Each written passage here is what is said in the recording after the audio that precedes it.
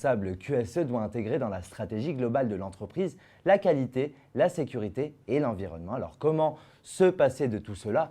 Impossible, c'est évident. Pour mener à bien ses missions, il s'appuie sur des références telles que l'ISO 9001 et l'ISO 14001 ou encore l'OHSAS 18001, etc.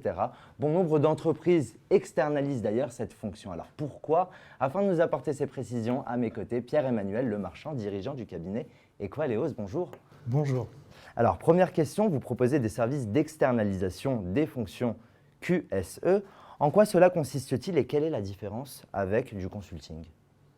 Alors, l'externalisation est assez simple dans le principe, c'est qu'on met à disposition une ressource, un responsable QSE externalisé, un intervenant qui vient selon une durée déterminée pour les besoins, remplir les besoins de l'entreprise. La grande différence entre le consulting et l'externalisation de fonctions, ça réside dans les typologies de missions. En consulting, on va plutôt aller mettre en place un système ISO 9001 en place. Et donc, on a une durée très limitée dans le temps en termes de mise en place et des interventions assez ponctuelles. Dans le cadre de l'externalisation, on est sur des missions plus longues. On va s'intéresser au quotidien de l'entreprise. On va aller être un soutien pour la direction, un soutien pour les pilotes de processus. On va aussi s'occuper de la qualité du quotidien. On peut aller s'occuper de la concentration des bains pour le traitement de surface, par exemple, de faire de la métrologie. On va aller aussi rédiger les modes opératoires. Alors ce soutien, excusez-moi, se fait à distance ou en présentiel directement au sein d'une entreprise? Ce soutien est en présentiel. D'accord. Il permet d'être au cœur de l'entreprise. On a d'ailleurs généralement une adresse mail de l'entreprise. On est vraiment intégré, on utilise le poste informatique de l'entreprise et on est calé sur les mêmes horaires. En sécurité, on met aussi en place les plans de prévention. On est là au quotidien, donc on fait l'évaluation des risques professionnels et en environnement, on fait les analyses initiales environnementales par exemple. Donc on s'inscrit vraiment dans la fonction du responsable QSE tel qu'il serait habituellement en temps plein. Cette relation de confiance est importante avec vos clients. Très importante, effectivement, c'est un vrai partenariat. J'ai des clients pour qui on travaille depuis plus de 8 ans maintenant, à raison de soit une journée par semaine, soit 2 ou 3 jours par semaine. Alors j'ai une question, pourquoi préférer une externalisation à une embauche? En général, on fait appel à l'externalisation parce que ça ne va pas occuper un temps plein. Donc c'est pour ça qu'on n'intervient qu'une journée par semaine ou 2 ou 3 jours par semaine. Donc ça n'occupe pas un temps plein. C'est la première raison. Une autre raison pourrait être, par exemple, pour le cas d'une augmentation pour la mise en place d'un système où on a besoin d'une ressource supplémentaire. Donc ça a beaucoup d'avantages, évidemment, puisqu'on n'entre pas dans la masse salariale de l'entreprise. Il n'y a pas d'histoire d'embauche. Il n'y a pas donc d'histoire de formation, de temps de formation, ni de congés payés ou de RTT. On ne vient pas utiliser les ressources, le cadre des ressources humaines de l'entreprise, puisqu'on est une fonction externalisée, donc c'est une prestation de service. On a un budget maîtrisé, puisqu'on se met d'accord sur un nombre de jours de prestations à l'année. L'autre avantage aussi est que nos intervenants sont formés par Equaleos et donc elle a l'assurance d'avoir toujours un intervenant qui soit le mieux formé possible aux nouvelles normes et aux évolutions des normes qu'il peut y avoir.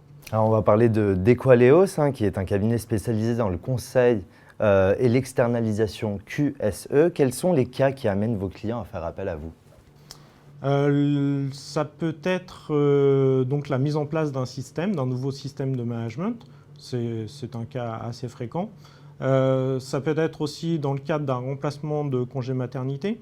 Ça peut être aussi un départ en retraite et un choix de changer plutôt que de créer une embauche, de s'orienter sur ce type de solution.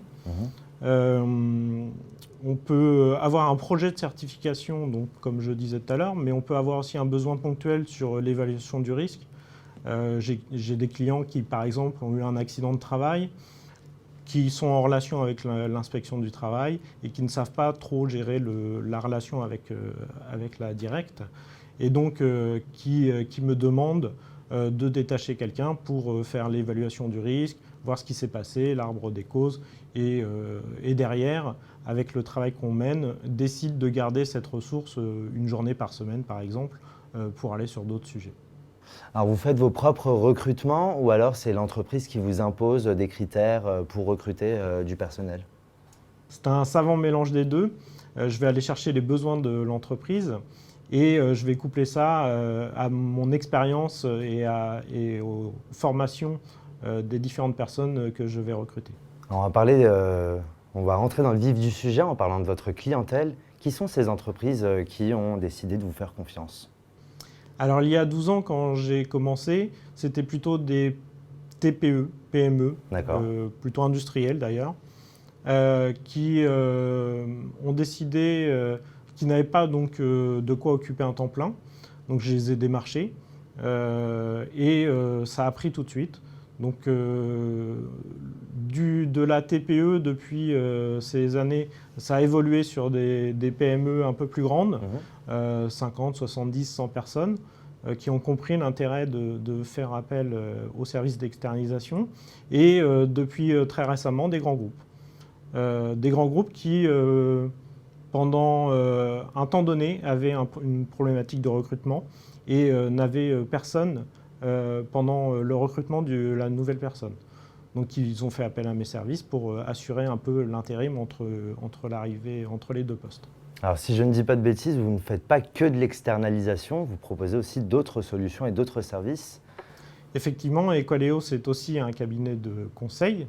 Donc on fait du consulting traditionnel, comme j'ai pu l'évoquer tout à l'heure. Oui. Et on a donc plusieurs sujets, la qualité, la sécurité, l'environnement. Dans le cadre de la sécurité, par exemple, je suis intervenant et conseiller en sécurité de transport de matières dangereuses, donc tout ce qui est ADR et IMDG, c'est route et mer. En système de management de la donnée, qui est un sujet très actuel, et notamment sur la RGPD. On va en parler un petit peu plus tard. Et donc sur l'ISO 27001. Donc je fais aussi tout ce qui est document unique, évaluation des risques professionnels. Et dans ce cadre-là, depuis quelques années se développe le bien-être et donc la santé et la qualité de vie au travail, dans lequel je propose des ateliers de bien-être. On va parler de coaching. Et donc on va jusqu'au coaching, effectivement. Très bien. Alors on va se tourner vers l'avenir. Quelles sont vos orientations pour les années à venir? Alors le premier développement est de continuer le développement national, puisque depuis quelques années, j'ai eu beaucoup de demandes au niveau national. Donc c'est surtout de continuer ce développement et aussi, au travers de l'actualité autour du bien-être, de pouvoir développer cette branche de qualité de vie au travail et de bien-être et d'accompagnement des personnes. Eh bien, c'est tout ce qu'on vous souhaite. Merci Pierre-Emmanuel Lemarchand d'avoir accepté mon invitation. Merci beaucoup.